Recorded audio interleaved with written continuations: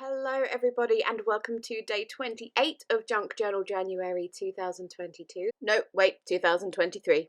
If you are new to my channel, a big hello and welcome. My name is Grace, aka Ms. Paperlover. I love journals, I love creative journaling and junk journaling, and I love working with mixed media as well. And then of course a big hello and welcome if you are not new to my channel and you've been around here for a long time. Now, as it is day 28 and we are almost at the end of the month, I am not going to explain what Junk Journal January is. In the slightest itty bitty chance you have come to this video not knowing what it is, then check out the links in the description box where the playlist of all the videos are, and check out probably video number 1 I would recommend to find out what it's all about. So day 28's prompt is antique. And what I wanted to do with this prompt was try and find what was really antique as opposed to general vintage, because most of us do a lot of vintage, we love our vintage, but where was that line of where it is actually antique looking rather than vintage? Now I do actually have a few genuine antique supplies that I could use, but I was aware that not everyone is going to have access to those supplies, so I decided for the most part not to use them and create the antique look instead. What I've started with is this envelope. People in the UK will recognise this envelope. This brown envelope is what we get for any sort of official government anything, passports, driving licenses, tax information. I always keep these. They're really, really good for your journals, but obviously any old envelope will do.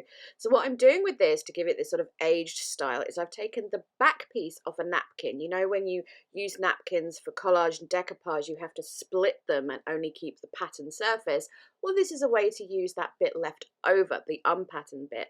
And I'm collaging that straight onto the envelope to give it this sort of aged and crunchy sort of feel. And I'm using Distress Vintage Collage Medium to do that. But if you don't have that, that's fine. It would work perfectly fine with some PVA glue, maybe even watered down. And if you wanted to give it that slight brownie old colour, you could mix in some tea or coffee into the PVA glue and it would work just as fine. I put that aside to dry because I want to do a couple of layers on it. Meanwhile, I have this envelope that was sent to me by a friend. She put some washi samples in it, I think. And the inside lining of the envelope was this lovely sort of William Morris vibe pattern. So I have carefully pulled the envelope apart so I can fold it back in on itself and have that lovely pattern on the outside. But then it needed its own lining as well. So as you see, I've just taken a book page, traced around this shape so I can have the lining look like that. But to age it up a bit, I'm going to take Distress Oxide in, what's the name of the colour? Brushed Corduroy, to, yeah, age it up a bit. Now, usually I go for colours like a vintage photo, but the Brushed Corduroy has this slight yellowish colour to it, which I think gives it that slightly more antique aged vibe. So I'm mostly going with that colour throughout this journal process. And then I'm also going to add the Brushed Corduroy and blend it into the outside of the envelope as well. And I think part of the key to making it look more antique is don't just add the colour around the edges, gently blend it into the middle in a couple of places as well. When you look at really, really old things, they don't always have the aged patina just around the edges. Sometimes it blends in. I've got some papers over there that they're from 1796. I think, and the age, as I said, it's not all around the edges. You get little patches of dark in the middle, which, you know, it's either it's sun damage or it's got damp at some point, and I think that just helps make it look a little bit older as well, rather than doing the very classic distressing around the edges. So once I'm finished with that, I'm going to go back to my envelope, add a few more layers of the tissue paper. I'm also going to add some glassine. Now this is a genuine old item. I don't actually know how old it is. It might actually be vintage, but shush. And I'm going to cut that to shape to where the window of the whole of the envelope is. Pop that down on there and stick it down by adding more tissue paper around the edges as well. So give it kind of like a rough edge.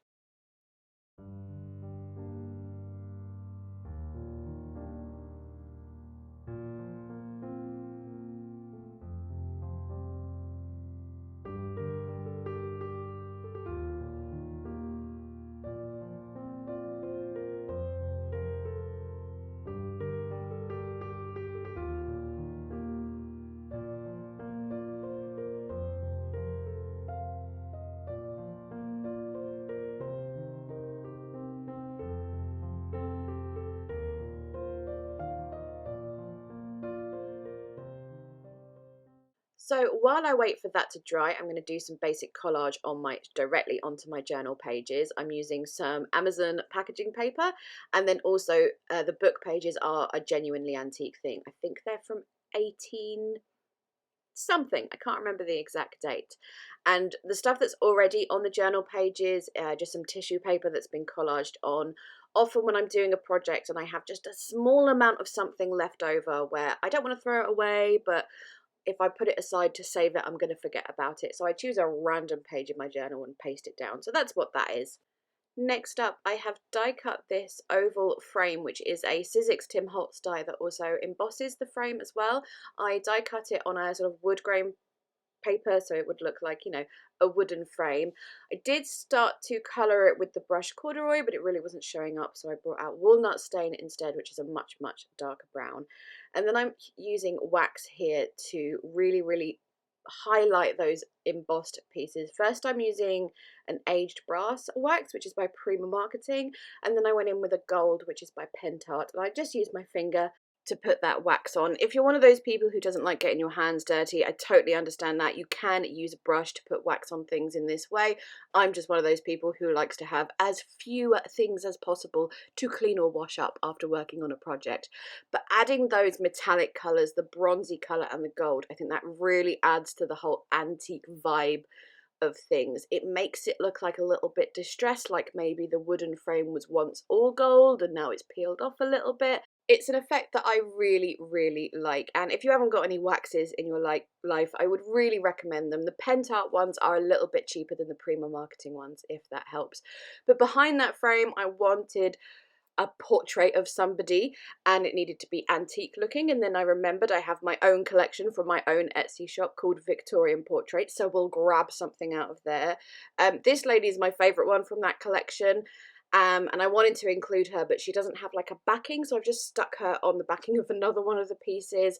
I used brushed corduroy oxide, again using my finger to go around the edges to give it that more distressed aged look, and stuck the frame down. I'm going to cut around the edge when it's nice and dry. So another thing that, to me at least, looks a little bit more antique rather than vintage is using lovely lace, especially when you mix that lace with sort of aged florals as well. To me, as I said, it looks quite antique-y. So I pulled out this lace that I bought fairly recently. I actually bought it from an antique store as well, actually. That I live really close to this massive antique centre, and I was wandering around it. I was looking for pens actually, and then I stumbled across this stall, and this lady just had so much antique and vintage fabric and lace, and I was just like, oh my goodness, this is amazing, and I bought quite a bit. So if you're in North Lincolnshire or anywhere in the vicinity of North Lincolnshire, go to Hemswell Antique Centre and find the fabric lady, because she's got so much good stuff. So usually when I'm working with lace or fabric or ribbon or anything like that, I like to stitch it using my sewing machine.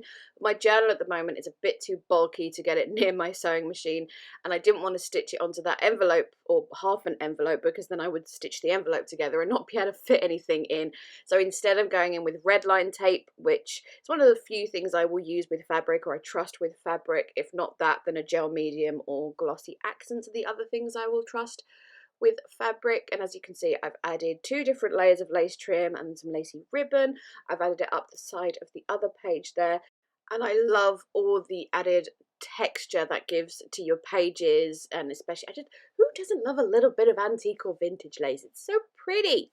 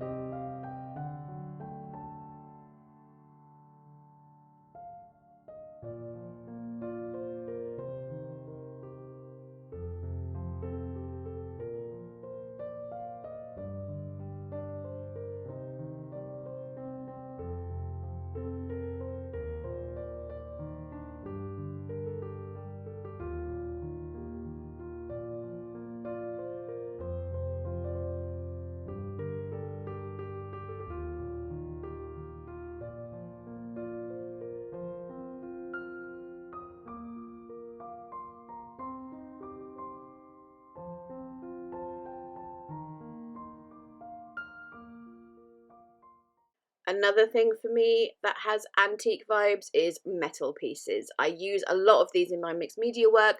I often use them on like journal covers and things, and I really love them. And as I said, very antique vibes they give me. So I really wanted to include these, even though they're going to add a lot of bulk to my journal. Who cares? They're so pretty. I spent a long time figuring out where I was going to put these. I've cut a lot of it out. I was so indecisive, and I think even later I come back and completely change my mind. These are relatively cheap to pick up. I get a lot of mine from places like eBay. Oh, I also have these little metal corner things. They're more designed for putting on books, and you quite sort of squeeze them into place. So I am going to include one or two of those as well. I can't think of the proper name for them. I think I just call them metal corners. But this here is the stage of my journal process where I'm spending a long time figuring out where everything is going to go, adding more bits and pieces, adding more collage pieces, figuring out where the stickers are going to go. I'm going to come in again with the Distress Oxide colours to add some more like highlights or lowlights, to add more depth and definition and age, of course, to the pages.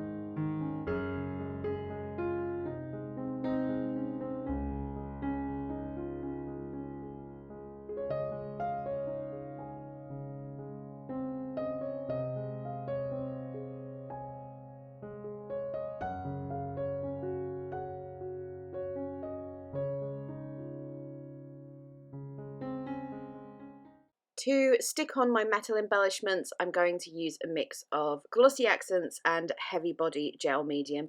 The little metal corner thing, as I said, they are designed for using around like book corners, and you usually squeeze them into place with sort of a pair of pliers. My pliers have gone AWOL. I don't know where they are, so what I've done is put a little bit of glossy accents in the little metal corner piece and then squeezed it on with a paper clip or a bulldog clip, because as I said, they're not really designed to go on paper, but I was going to make it work.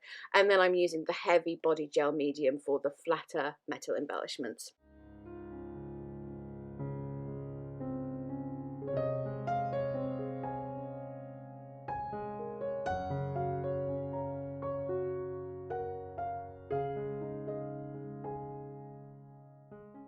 So while waiting for that heavy body gel to dry, I'm going to do my little journaling page here. I've grabbed some parchment paper, and as you can see, I am writing on it with an old-fashioned sort of quill type thing, a metal quill pen. I'm using an ink, this is Diamine Ancient Copper, and I love the way it looks when you use a quill. You get like all the kind of like accidental blotches, you get letters that have loads of ink down and then like the drier patches. It looks more old-fashioned and antique, gives me sort of Jane Austen vibes. But once I've written it all out, I am going to go in with some more Distress Oxide. I think I'm using the brush Corduroy again to age it up around the edges. And again, as I said earlier in the video, don't just age up the edges, do some light colour in the middle as well. It makes it look more genuinely old. And then this may make you squeak, but I'm gonna scrunch up that piece of paper, unfold it, and then it has all those like lovely lines that make it look really aged, like that piece of paper has really been through some stuff and seen some stuff in its time.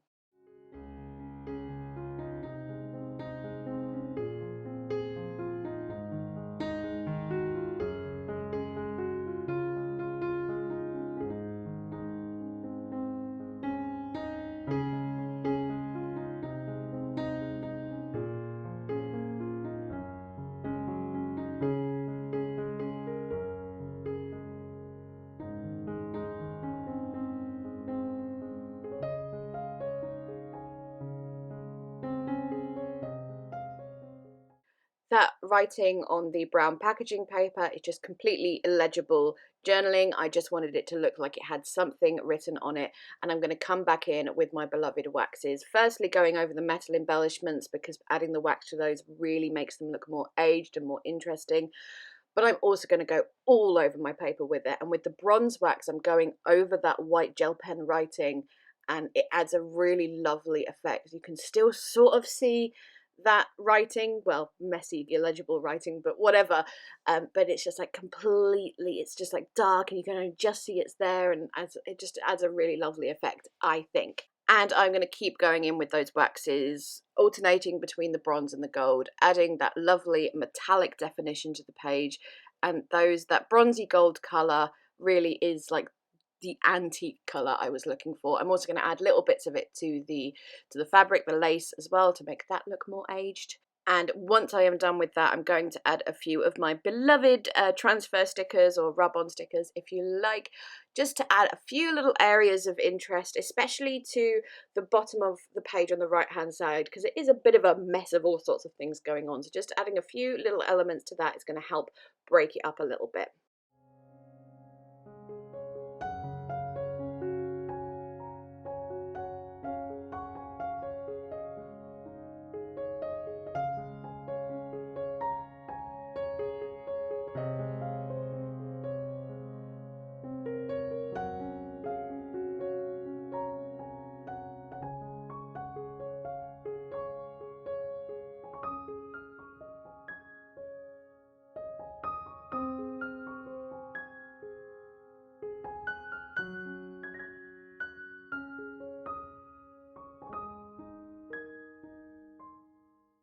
Here I am going in with a brown Stabilo All pencil and a wet paintbrush to again add some definition, especially around some of the collage pieces that were really blending into each other. I wanted some more definition going on there, and the darker brown colour again helps towards the whole antique aged vibe. I really needed some more focal points on these pages as well, so I've gone to my old favourite Tim Holtz clipping stickers. Word stickers are always a great thing when you're stuck on a page and you need to add something and you don't know what. And then the larger sticker, I think, is from an old Kaisercraft sticker sheet. I'm not 100% sure. I've backed that on some book paper and then some more of that very old glassine paper, stapled it together, and again adding some more Distress Oxide to age it up a bit, and I'm sticking that down with glossy accents.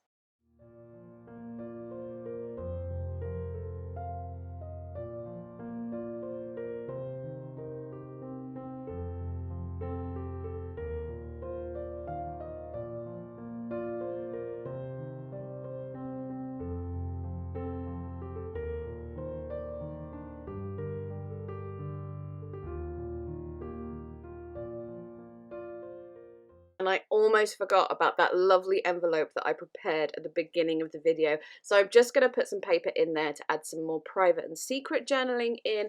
I'm going to seal the envelope with one of my wax seal stickers from my shop. I'm going to take some of the stickiness off of it with my thumbs so that it still sticks down the envelope, but it's easy to open it again later on, and you're not going to break or ruin the envelope or the sticker by undoing it. And there we go, my pages for the antique prompt of Junk Journal January are complete. I really, really hope you like them.